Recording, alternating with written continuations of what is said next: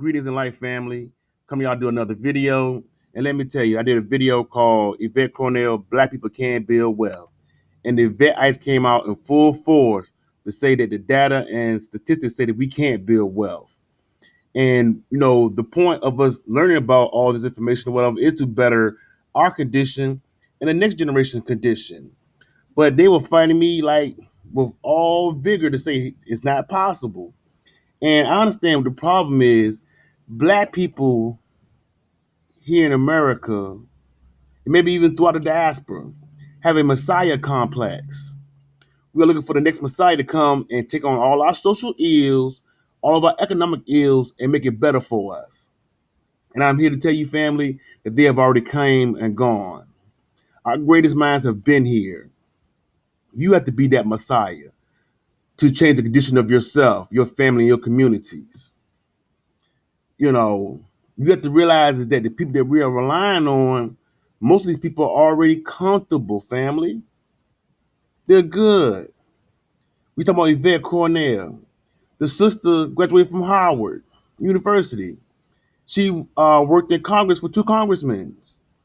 Dr. Boyce, Watkins. He graduated from Syracuse University, family. These people belong to a society. They belong to a community. They belong to a network of people. They have access that many of you don't have access to. They'll tell you, that you can't do this, you can't do that, or build your own wealth and build your own, platforms or whatever. But where do you start? Who do you bond with? Because when you go off to college, whatever, and you graduate and you turn your tassel from the right to the left, you are accepted to the company of scholars. You are a college graduate. You belong to a community of people. You belong to a society. You are able to network with people, other people who are like-minded. We come from a common background, whatever, where you don't have that. You're trying to make connections with whomever. It's hard because you don't know what people's minds are at. And that's what I'm trying to explain to you. Is that these people, such as them, are already connected. If you look at $2 Saneter, give me $2, people, give me $2, family. They are a community. They are a conscious community. There's a network of them. They come on Saneter's platform. He benefits from the clicks and views, and they benefit from the exposure of having more people see them. That is a community. That is a network. They do things for each other. Saneter, Red Pill, Blue Pill, Brother Reggie, Polite when he was part of the community. It is a network. They have events. They come and set up their little tables. They sell their ethnic, African merchandise and stuff like that. It is a business relationship. That is the connection. That will help you to build wealth, helps you to acquire things. Statistics and data do not. Statistics and data only just let you know what the present condition is a percentage wise of what's going on with black people. But it's not going to change anything going on. And you cannot beg the government out of poverty.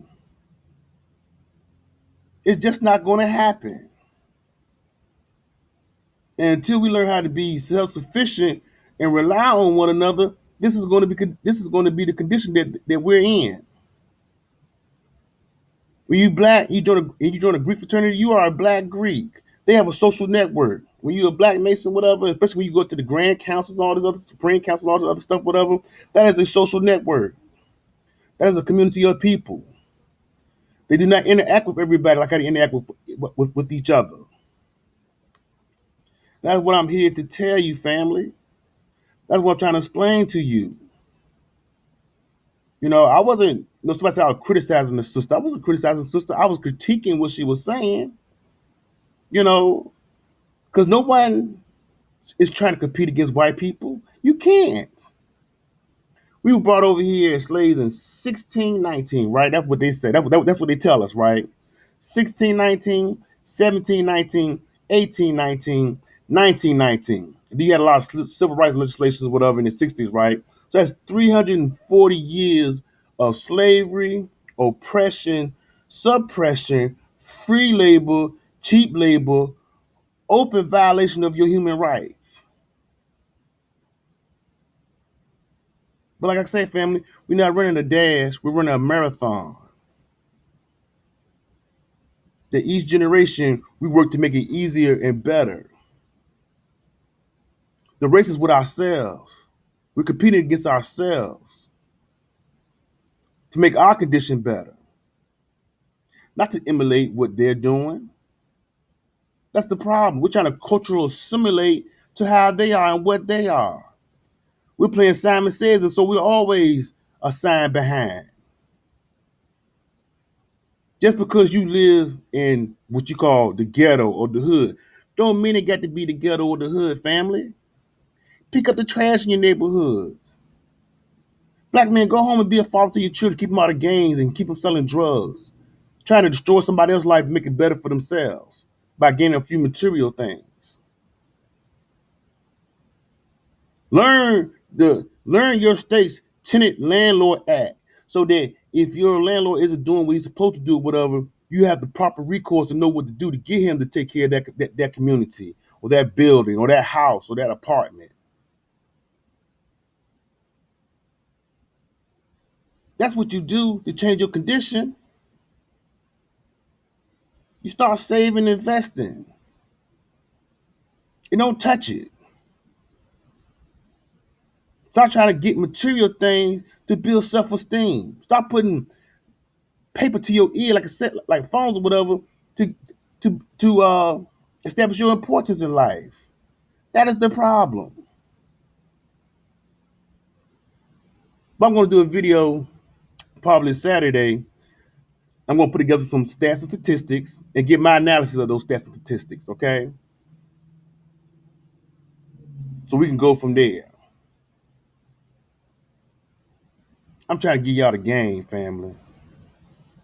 I'm giving y'all the game. I'm handing it to you.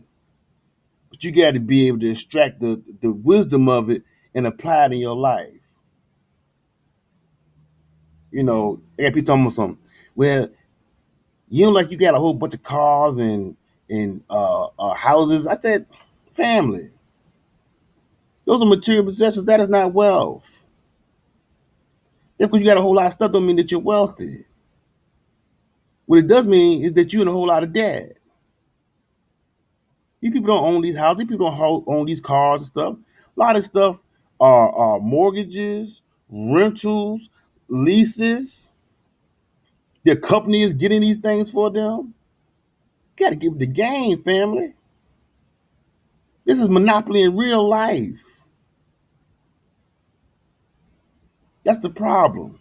White people buy a starter home, sell their home. A white person will go through 5 homes in their lifetime before they settle down.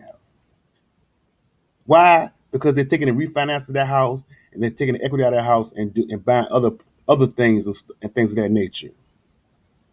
Know what we do? We get a house. I'm a homeowner, and I'm gonna sit here. I'm gonna hold this house, and I'm gonna pass it on to my children, maybe. And 30 years later, you still got a mortgage. It still ain't paid for, and the house is dilapidated. It's falling down around you because you haven't been able to maintain it. That's the problem, family. I'm trying to give you the game. There's a caste system in Black America that you don't know about. You know what? I'm gonna try to get this book here. It takes out all the spookyism of it and the conspiracy theories, whatever. It's just core information. It's called Our Kind of People by Lawrence Otis Graham. If you want to know about black elitism, the people that control the wealth as far as in the black community, this book will explain it. What they have, what they own, what schools they go to, what society they belong to. It goes into the bole, not from all that take over the world kind of stuff, but it goes into the bole. It talks about the Odd Fellows. It talks about the Golden Girls. It talks about the Lynx. It talks about the Jack and Jillers. These are all social organizations, whatever, that are among the black elite that you don't know about. It talks about Greek life.